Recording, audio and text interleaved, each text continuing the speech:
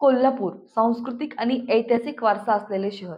याच शहरात 1915 मध्ये छत्रपती शाहू महाराज यांनी केशवराव भोसले हे नाट्यगृह उभारले.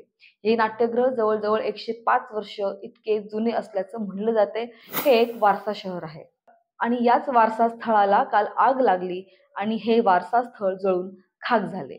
नेमकी आग कशी लागली हेच आपण या व्हिडिओमध्ये जाणून घेणार आहोत. नमस्कार, मी अनुराधा आणि तुम्ही बघताय वॉइस टुगेदर. रात्री साधारणतः 9:15 ते 10च्या दरम्यान या नाट्यगृहाला आग लागली.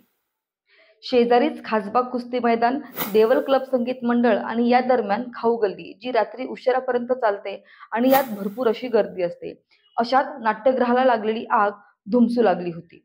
पण सुदैवाने यात कोणीही किंवा कोणाचीही जीवितहानी झालेली नाही. केशवराव भोसले नाट्यगृह हे वारसास्थळातील आहे, त्यामुळे अलीकडेच याचे नूतनीकरण करण्यात आले होते आणि आता हे नूतनीकरण वाया गेल्याचं म्हणलं जाते, कारण हे संपूर्ण नाट्यगृह आता जळून खाक झाले आहे. आग लागल्यानंतर तातडीने अग्निशामक दलांना बोलवण्यात आलं. अग्निशामक दलातील जवानांनी आग विझवण्याचा प्रयत्न केला, पण आग एवढी भयंकर पसरली होती की ती विझवण्यामध्ये अडथळे येऊ लागले होते. पण या सगळ्यामध्ये प्रश्न असा पडतो की आग लागली कशी? अलीकडेच या नाट्यगृहाचे नूतनीकरण झाल्यामुळे खुर्च्या आणि सिलिंग हे लाकडी असल्यामुळे आग ही पटकन लागली आणि ती तितक्याच लवकर पसरली सुद्धा. या ठिकाणी गुंतागुंतीची अनावश्यक केलेली वायरिंग हे या आग लागण्याचे प्रमुख कारण असल्याचं म्हणलं जाते, कारण शॉर्ट सर्किटमुळे ही आग लागली असा प्राथमिक अंदाज व्यक्त केला जातोय.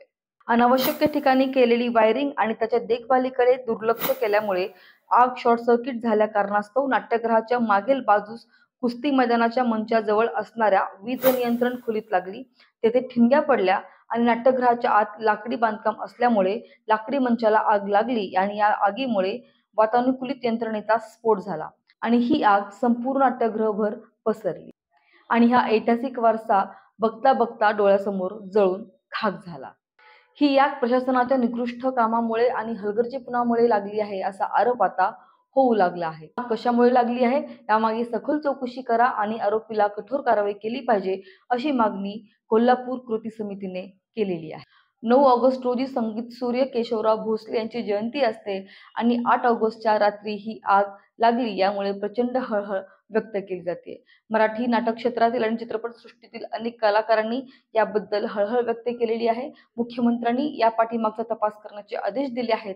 तर कोल्हापूरचे पालकमंत्री हसन मुश्रीफ यांनी तात्काळ घडलेल्या घटनास्थळी भेट देऊन चौकशी केली आणि लवकरात लवकर या नाट्यगृहाचं नूतनीकरण करण्यात येईल किंवा नाट्यगृह नव्याने उभारण्यात येईल असं आश्वासन त्यांनी माध्यमांशी बोलताना दिलं आहे.